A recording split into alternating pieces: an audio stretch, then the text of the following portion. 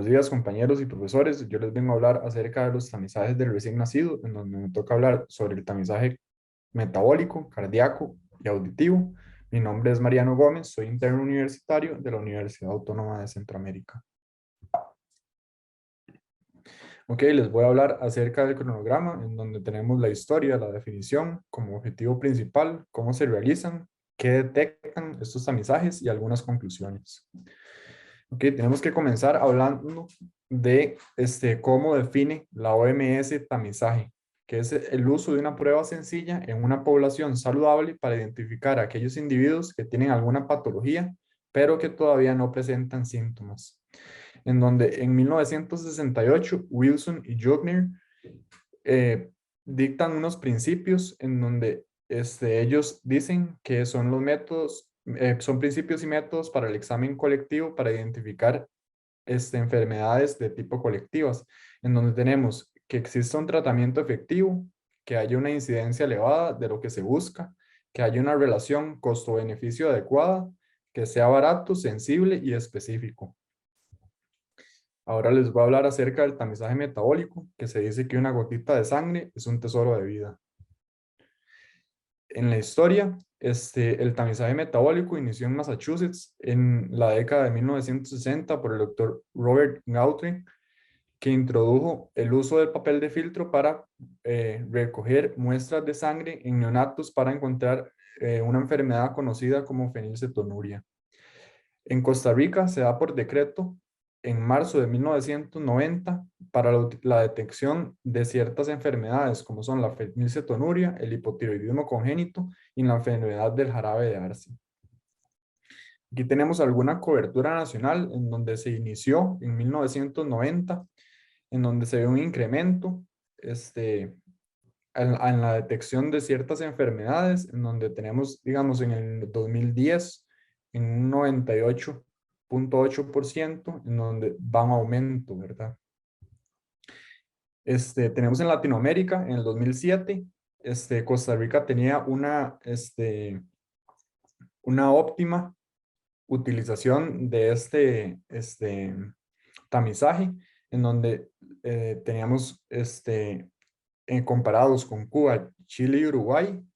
También se vio una expansión de cobertura en Brasil, México, Argentina, una fase de implementación en Colombia, Paraguay, Venezuela, Nicaragua y Perú, y unas mínimas actividades en Guatemala, República Dominicana, Bolivia, Panamá, Ecuador, y no se realizaba este tamizaje en El Salvador, Honduras y Haití. Después, en el 2015, nosotros seguimos con una óptima cobertura de un 99% con los mismos países.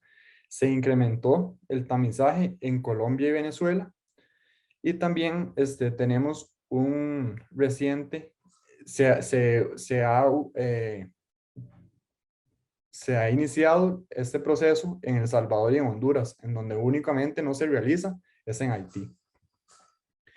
¿Qué es el tamizaje metabólico? Es una prueba de laboratorio que debe realizarse en todo recién nacido para identificar a aquellos que están en riesgo de padecer desórdenes metabólicos serios que son tratables, pero que no son visibles al momento de su nacimiento. Entonces, este tamizaje se divide en dos grupos. En un grupo de alta probabilidad de ser afectado por condiciones fatales o discapacitantes y una baja probabilidad de incurrir en las mismas condiciones.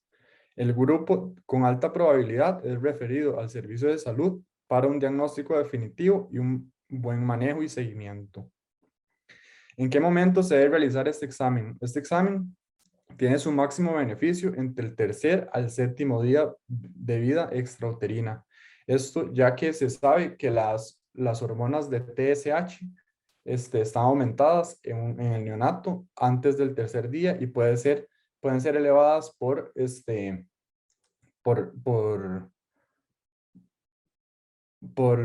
la presencia de las hormonas maternas. Y también es importante que este examen puede provocar un pronóstico errado, pero que la idea es también es importante que, que tenemos que tener en cuenta que el bebé, si ha sido transfundido, se tiene que tomar la muestra 8 días después de la finalización del procedimiento de la transfusión. ¿Cuál es el objetivo principal? es prevenir la discapacidad cognitiva y otras discapacidades provocadas por enfermedades metabólicas, hereditarias y algunos trastornos relacionados por medio de su detección y un tratamiento temprano. En Costa Rica tenemos una asociación costarricense para el tamizaje y la prevención de discapacidades en el niño. Se llama ASTA. Algunas características importantes que tenemos que tener en cuenta para el tamizaje es que el tamizaje es gratuito para todo neonato en el territorio costarricense. Se realizan EVAIS, clínicas, hospitales, centros privados y públicos. Todas las muestras del país son llevadas al Laboratorio Nacional de Tamizaje que queda en el Hospital Nacional de Niños. Los resultados están aproximadamente 48 horas después de recibida la muestra. Lo podemos encontrar con el pediatra o directamente en el Programa Nacional de Tamizaje. Algunos requisitos que tenemos que tomar en cuenta es que el tercer día de vida, se realiza el tercer día de vida, solo se retrasa si el neonato ha sido transfundido, que se tiene que tomar la muestra 8 días después del procedimiento. Para la determinación de la fenilalina y el jarabe de Darcy y la galactosemia, el niño debe estar recibiendo alimentación láctea, ya sea artificial o materno. Los prematuros deben de tomarse y especificar el peso y la semana de gestación.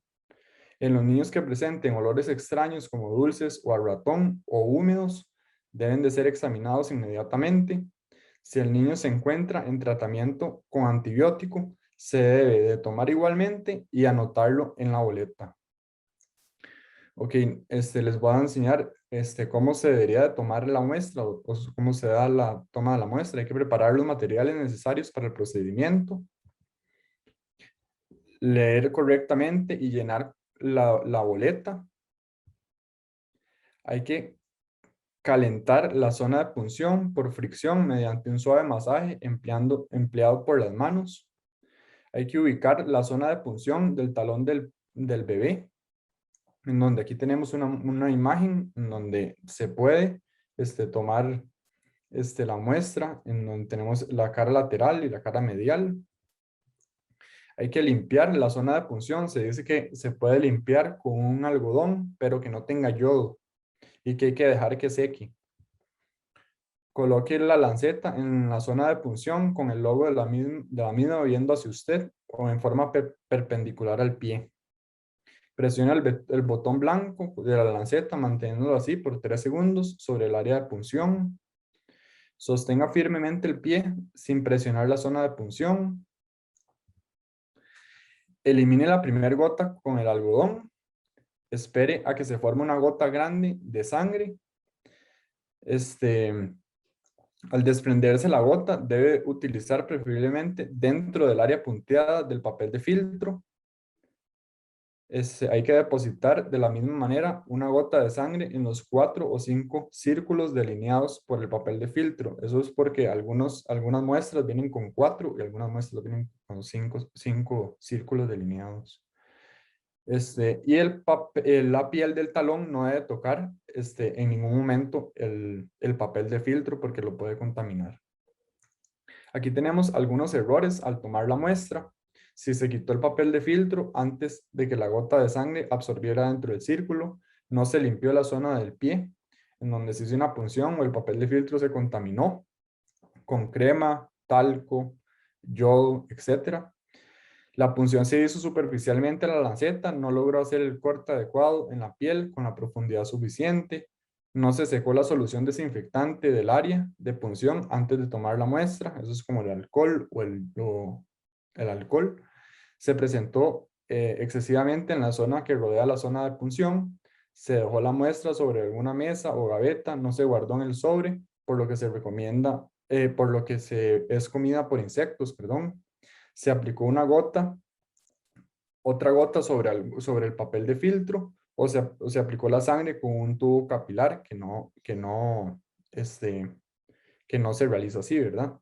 Entonces tenemos las calidades de las muestras, en donde tenemos la adecuada aquí arriba, que es la bien tomada, que se ve, la inadecuada, que se ve que está diluida, o la coagulada, o la muestra insuficiente, o la muestra es sobresaturada. Eso es bien importante, ver que quede bien tomada para que se pueda hacer la detección apropiada.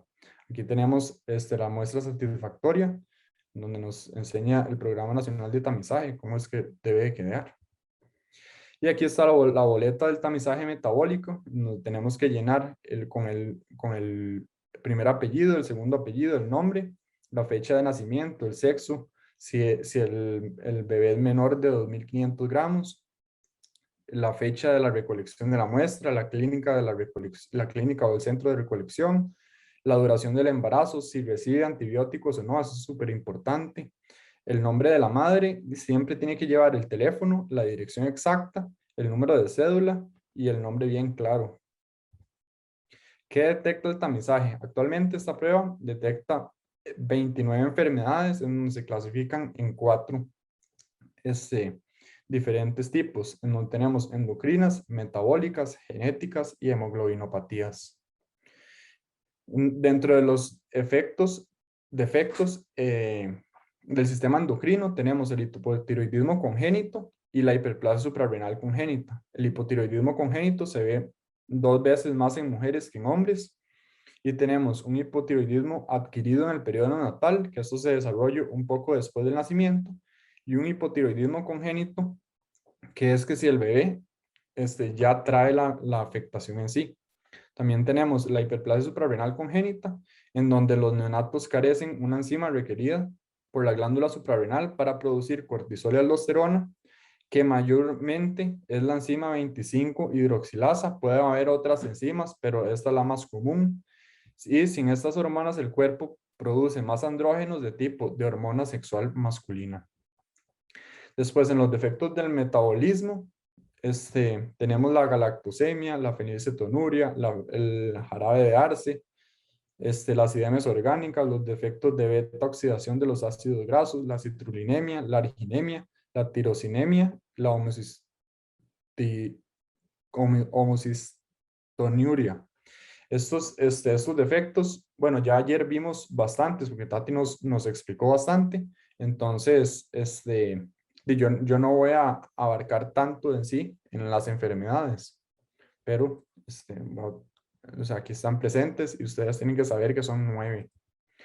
También tenemos hemoglobinopatías, que es una gran cantidad de mutaciones, que hay 2 tipos, en donde tenemos anormalidades cualitativas, como la anemia de células falciformes, y anormalidades cuantitativas, como son las talasemias. También, bueno, tenemos que tener presente que la hemoglobinopatía S es la más frecuente. También tenemos la hemoglobinopatía C y las talasemias. Y en defectos genéticos tenemos la fibrosis quística, que hay 5 clases, se clasifica en clase 1, clase 2, clase 3, que tienen manifestaciones respiratorias y digestivas, en clase 4 y clase 5, en manifestaciones de páncreas exocrino y pulmones leves. Hay 2 fenotipos también, el clásico y el no clásico. El clásico es el que presenta los síntomas más floridos, mientras que el no clásico presenta algunos síntomas, pero otros no. También tenemos que saber que hay mucha frecuencia entre antecedentes de los familiares entre hermanos, y tenemos alguna disfunción de los canales de cloro con una mutación del cromosoma 7. Ese es el defecto que ellos tienen, ¿verdad? Ok, entonces el resultado de la muestra, tenemos 3 tipos de resultado. Un resultado negativo, que es que si la muestra fue suficiente, los resultados están en el rango normal, todo está bien con la salud del niño, no se llama a la familia ni al centro de recolección. Si es positivo, probablemente el doctor pedirá que se repita el análisis. Si se encuentra algún tipo de enfermedad hereditaria, entonces él indicará cuáles son los pasos a seguir. La idea es mandarlo al centro de laboratorios de tamizaje en el hospital de niños, y la idea es actuar bien rápido en beneficio del bebé, ya que puede traer algunas complicaciones ante él. ¿En qué momento se realiza un segundo análisis? Si se tomó la muestra antes de que el bebé tuviera 24 horas, eso es bien importante, se va a volver a repetir porque hubo algún problema de la muestra de la sangre y no se tomó correctamente, porque el bebé recibió una transfusión de sangre, entonces se necesita tomar 8 días después de la transfusión, porque quizás el médico considere necesario para confirmar el hallazgo. Eso es bien importante también, que lo podemos volver a hacer. Valores fuera del rango de lo normal de referencia. Se dice que el personal del laboratorio, el encargado microbiólogo, va a llamar de forma inmediata a los padres del niño para comunicarles lo que se debe hacer y que se traslade lo antes posible al laboratorio de tamizaje, ya que para ponerlos en contactos con el personal del servicio correspondiente en el Hospital Nacional de Niños. Y es súper importante llenar bien las boletas, que eso es lo que nos toca a nosotros, y poner bien la información, ¿verdad? Ahora vamos a hablar un poco del tamizaje auditivo, en donde la audición es un sentido fundamental. Tenemos que es una vía a través en la cual se desarrolla el lenguaje y el habla. Cualquier trastorno auditivo afectará su desarrollo lingüístico, comunicativo y del neurodesarrollo, afectando directamente su calidad de vida. La plasticidad neural es muy importante en donde la audición, por esto es una importancia de hacer el tamizaje oportuno, ideal en la etapa preludiva en los primeros años de vida. Eso es importante, por eso es que es tan importante la audición y hacer este examen, ¿verdad? Algunas definiciones que tenemos es la hipoacusia. Se define como la disminución de la percepción auditiva, la cual es una vía habitual para adquirir el lenguaje oral, el desarrollo intelectual y social y el pensamiento. La sordera conductiva o de transmisión debido a anomalías congénitas o adquiridas en el oído externo o en el oído medio. La sordera neurosensorial por anomalías congénitas o adquiridas a nivel del oído interno, en nervio auditivo o vía auditiva, en donde se incluyen las neuropatías auditivas. Y también tenemos la sordera mixta, que es una sordera conductiva y neurosensorial en un mismo individuo. La epidemiología. Según la Organización Mundial de la Salud, hay una incidencia de hipoacusia que se sitúa entre el 5 pacientes por cada 1000 nacidos vivos.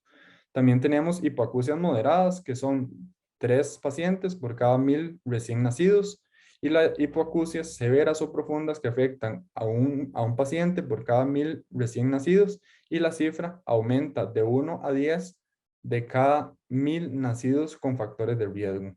El 20% de todos los casos de hipoacusia corresponde a una pérdida de la audición severa o profunda. La Academia Americana de Pediatría estima entre 1 a 3 por cada 1000 nacidos vivos pueden causar una pérdida permanente de la audición. En nuestro país existen de 70 a 210 casos nuevos al año en niños con hipoacusia permanente significativa. Tenemos algunos factores de riesgo para la discapacidad auditiva, donde tenemos medicamentos ototóxicos, la prematuridad, bajo peso al nacer, la ventilación mecánica asistida, la hiperbilirubinemia, el TORCH por infecciones del sistema nervioso central, en donde un 50% de la población sorda no cursa con ningún antecedente de importancia o factor de riesgo conocido. Entonces tenemos que tomar en cuenta esto, ¿verdad? Después tenemos una ley del tamizaje auditivo neonatal, en donde es la ley 9142, que dice que el programa de detección de intervención temprana de la sordera en Costa Rica fue aprobado en junio del 2013 por las autoridades de ORL y el Hospital Nacional del Hospital México, perdón, y el personal de la caja.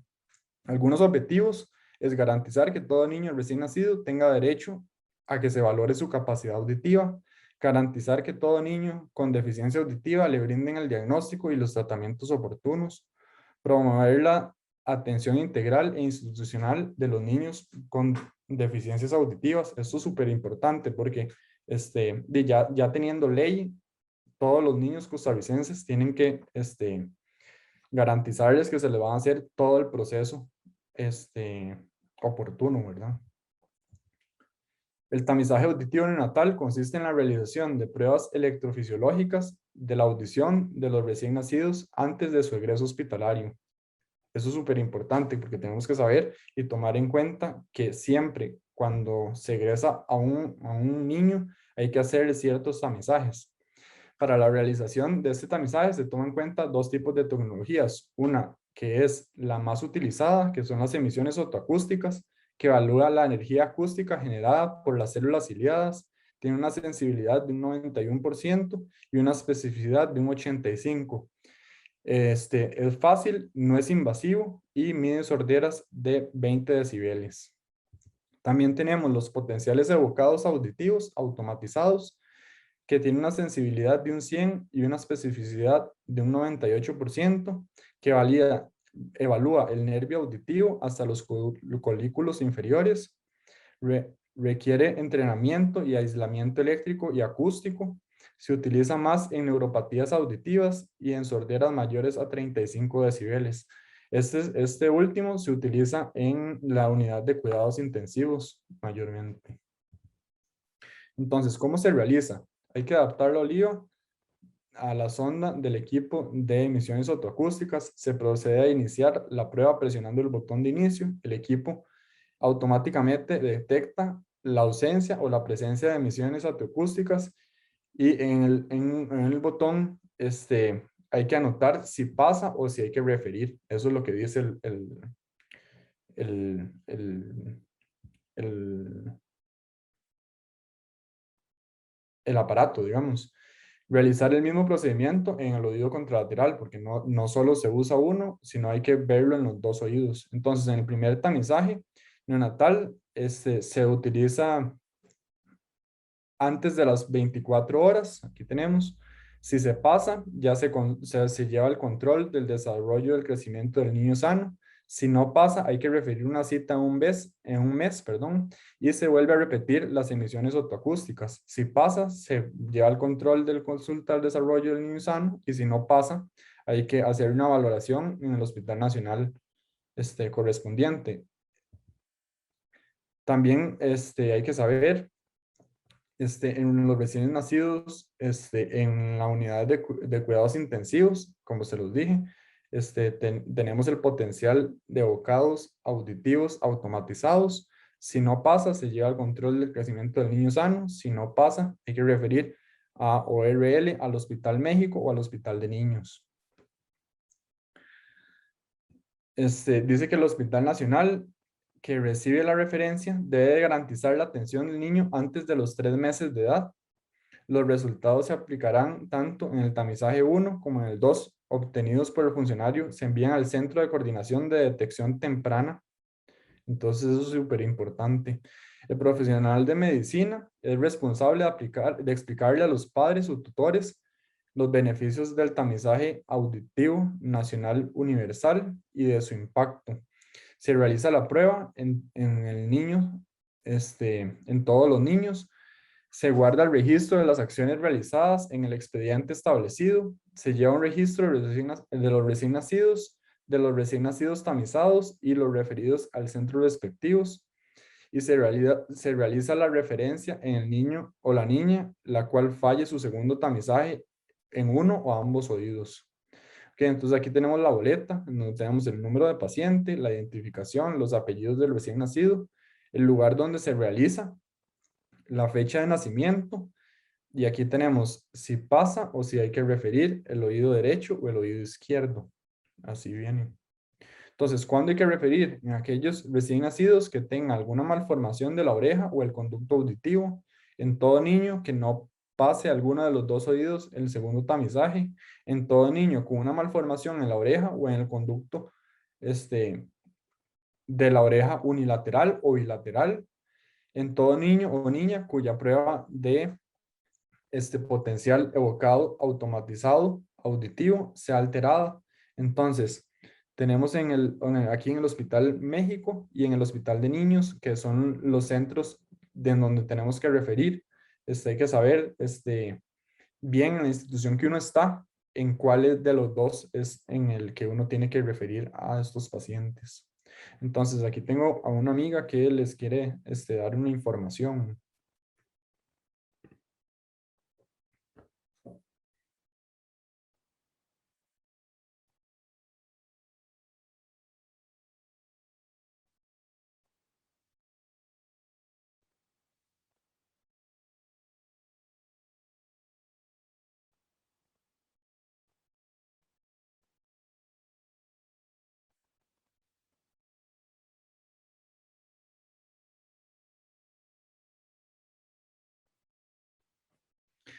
Ok, este video es bien importante porque tenemos que tomar en cuenta y saber este, lo que, lo que requiere decir de la inclusión, en donde 70,000 personas, según el INEC, en Costa Rica, tenemos en Costa Rica. Y también tenemos que saber que el 29 de mayo del 2020 se firmó una ley, que es la ley 9822, del reconocimiento y promoción de la lengua costarricense del LESCO.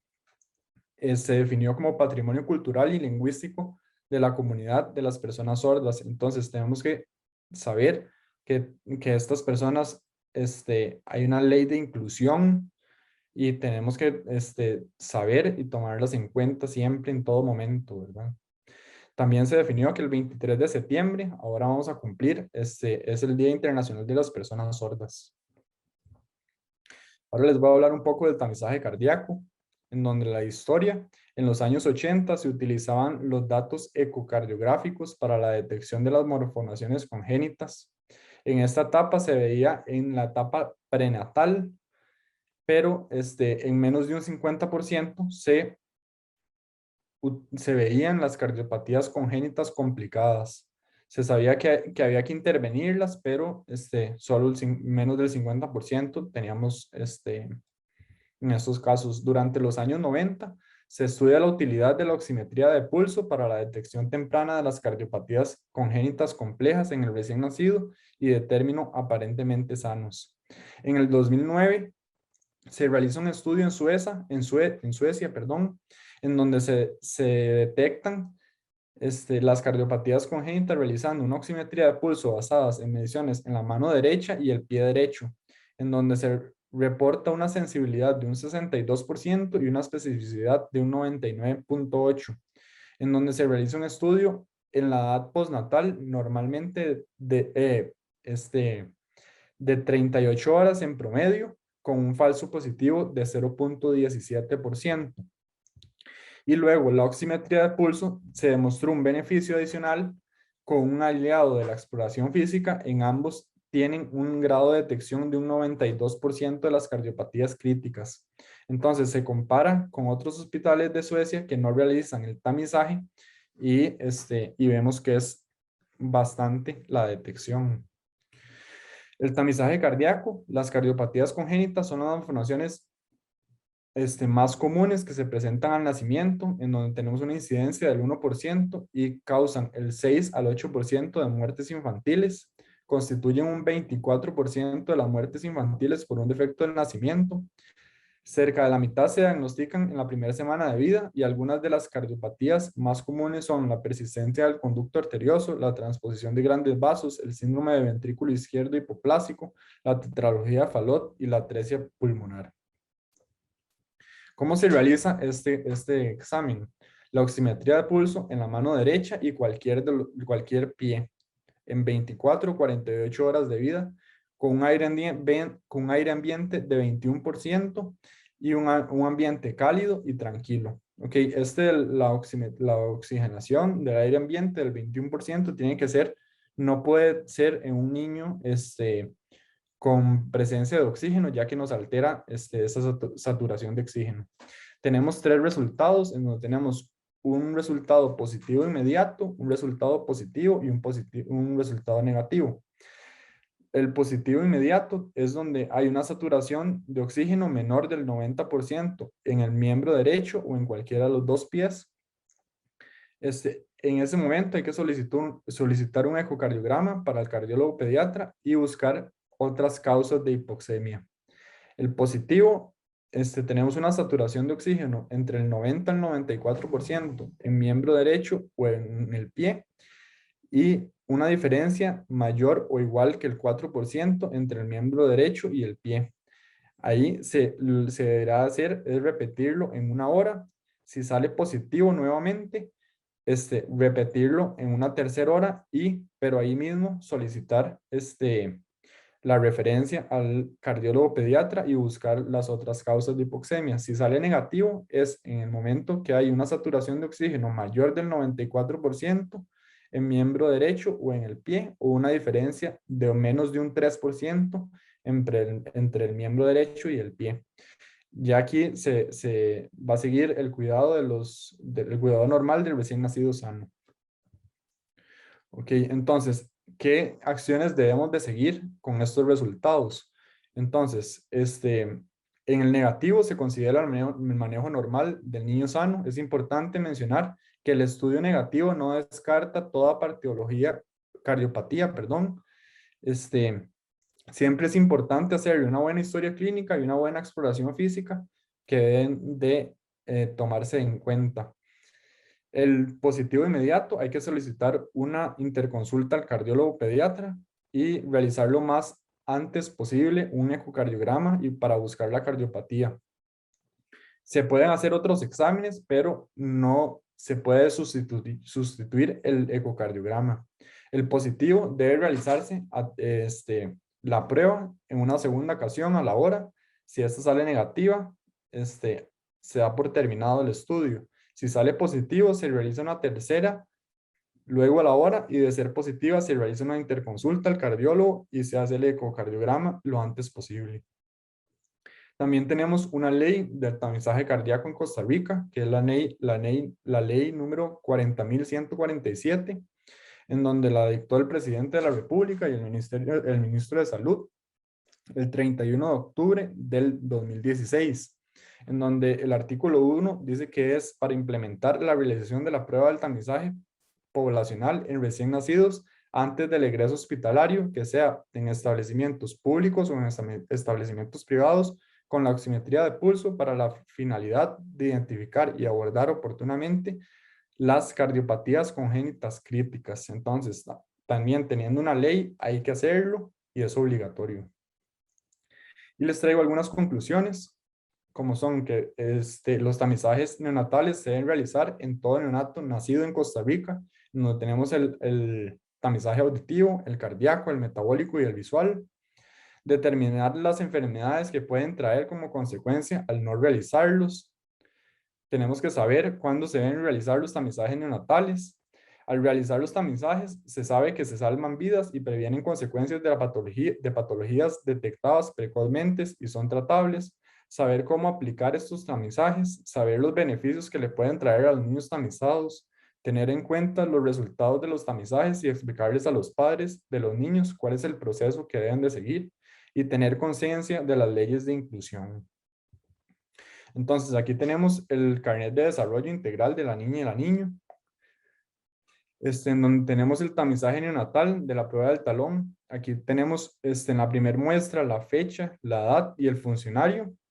Y si tiene alguna malformación congénita, esto es súper importante también tomarlo en cuenta. Y aquí está, aquí se los puse.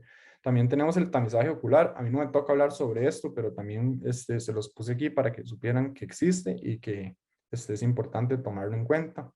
También tenemos aquí el de las cardiopatías congénitas críticas del recién nacido.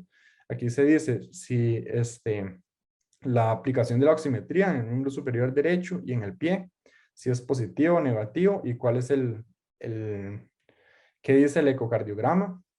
Y aquí también tenemos el tamizaje auditivo neonatal, en donde tenemos las emisiones otoacústicas, que es el tamizaje número 1, después del nacimiento, antes en las primeras 24 horas. Entonces aquí está si pasa o no pasa, o hay que referir el oído derecho, y si pasa o no, o hay que referir el oído izquierdo. Esta sería la bibliografía que utilicé, y muchas gracias por su atención. Espero haberles brindado buena información.